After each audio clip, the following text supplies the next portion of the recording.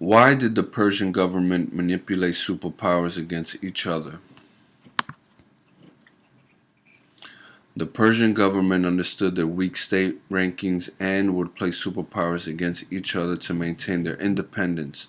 The Persian government manipulates superpowers against each other.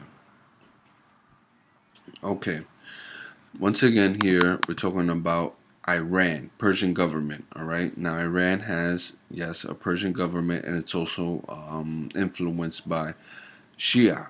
Okay, it's an Islamic faith.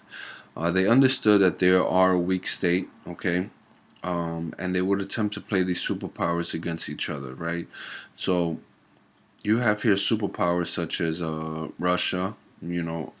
Coming in from the north, and then you have superpowers from the south, we'll say the British Empire, right?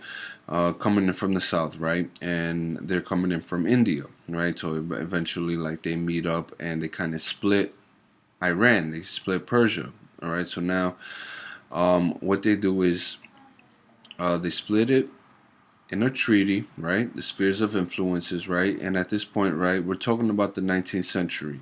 Okay, I've got to make that clear here that we're talking about the 19th century. Eventually, right, Iran does gain its, the Persian government does gain its independence, right? And it understands that they're a weak state, all right?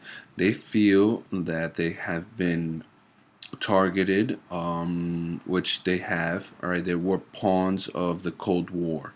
They feel like they've been targeted by colonial powers, exhausted for their natural resources, and exploited. Right.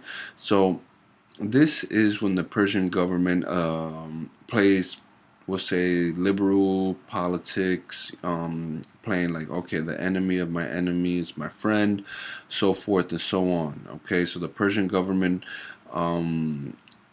plays the superpowers against each other in order to maintain their independence. All right.